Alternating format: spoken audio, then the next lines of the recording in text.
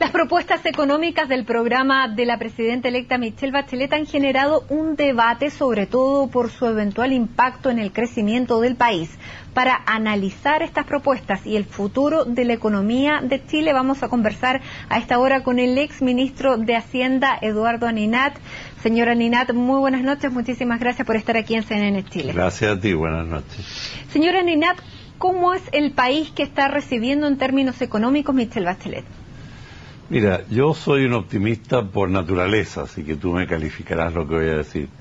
Yo creo que los últimos 5 gobiernos, desde Elwin hasta el actual, cual más, cual menos, han contribuido positivamente al desarrollo del país. Primero, una visión comparativa. Si miro Chile en el contexto latinoamericano, hemos avanzado en los 5. Algunos más, otros más rápido, otros más lentos. Y segundo, lo hemos hecho en un marco democrático y en un marco de avance, sobre todo en el plano social. Por lo tanto, yo creo que el legado que se deja es positivo, podría haber sido mejor. Tengo mejor evaluación del gobierno mismo que del liderazgo que ejerció el presidente Piñera, que se va. Pero en términos económicos tiene muchas cifras que mostrar, y así lo ha hecho en el último tiempo, en el recorrido que hizo por el país, en los distintos discursos que ha dado, los casi 1 millón de empleo que generó, la cifra de desempleo que hay, el término del Producto Interno Bruto, las cifras de crecimiento en estos últimos 4 años. Usted como ministro de Hacienda, y no puedo dejar de hacerle esta pregunta, ¿qué nota le pone? Bueno, no le pongo nota, pero comparémoslo. En el periodo de Frey, más o menos crecimos en un promedio anual en torno a 5,2, 5,3% por año, lo cual es una tasa bastante buena considerando los 6 años, 6 años un periodo largo.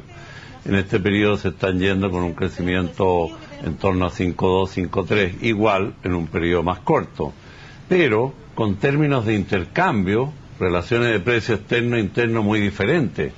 Nosotros al final del periodo de Frey teníamos un precio del cobre que llegó en algunos periodos a 56 centavos, 60 centavos.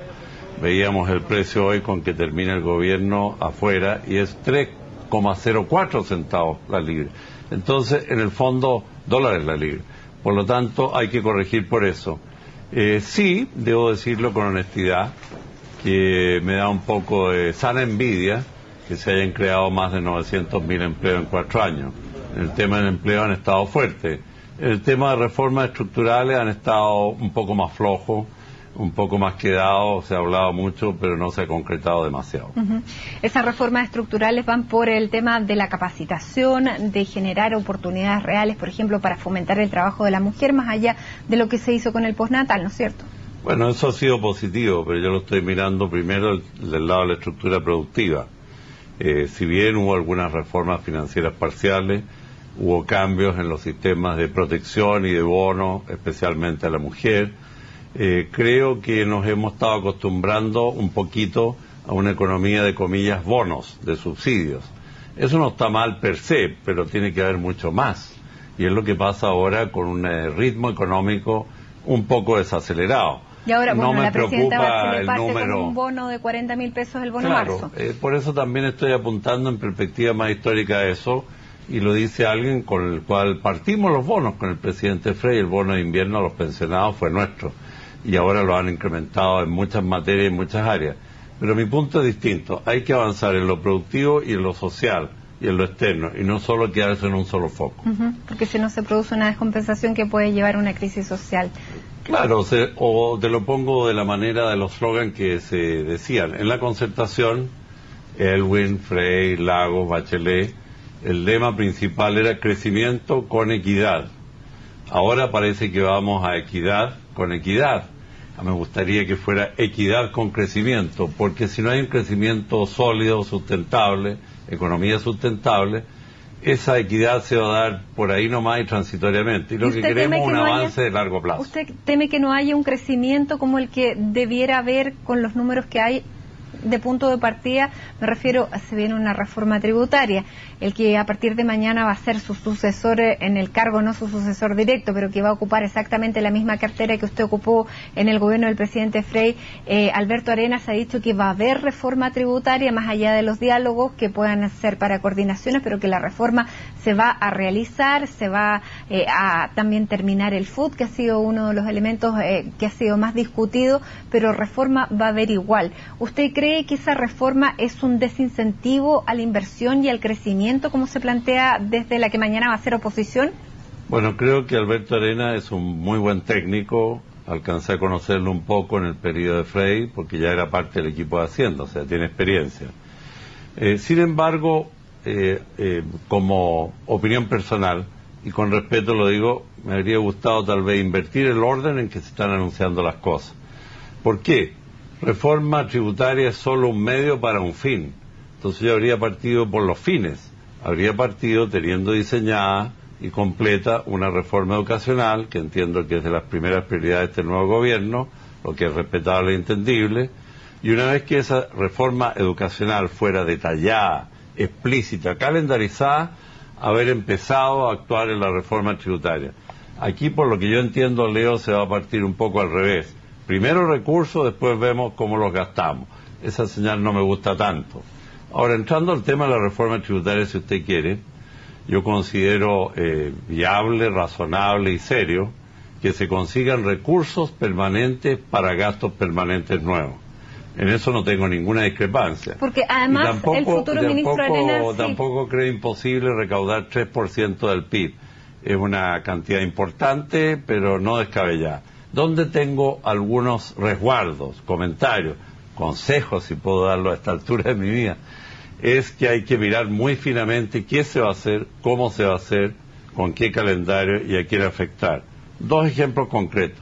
El tema del FUT, que parece que tiene obsesionado un poco al nuevo señor ministro, hay que mirarlo con cautela cuando se trata de la mediana y pequeña empresa. No es cierto que la pyme puede salir bien parada con un cambio en el FUT, lo puedo explicar. Y luego hay otros temas en que también hay que poner mucho cuidado en la forma como se haga en los anuncios y el diseño de esa reforma tributaria. Alguien decía, un profesor mío, para hacer reformas tributarias y comer pescado hay que tener mucho cuidado, un tema súper complejo de muchas aristas, sobre todo en un escenario más ralentizado, de menor crecimiento. Ahora, bueno, refiriéndonos al FUT, que es un problema que preocupa a muchos, sobre todo a la pequeña y mediana empresa. El FUT, para la gente que no lo tiene sumamente claro, se creó en el año 1984, en plena crisis, se llama Fondo de Utilidades Tributarias y permite a las empresas pagar solo el impuesto de primera categoría y dejar pendiente, reservarlo, el pago adicional o el global complementario hasta que la utilidad sea retirada. Esto para muchos ha permitido que este impuesto no se termine pagando nunca y sea un modo de evadir. Claro, pero hay que tener cuidado en la calificación, porque es verdad, hay empresas o grupos empresariales que han mantenido por 20 años este FUT creciente e indefinido, por lo tanto, en esos términos que usted lo plantea, no terminan recaudando lo debido y lo preciso, lo postergan. Pero por el otro lado también, si lo miramos de una manera más macro, el FUT ha significado una fuente de ahorro de las empresas para otras inversiones y reinversiones. Y ahí es donde hay que tener mucho cuidado.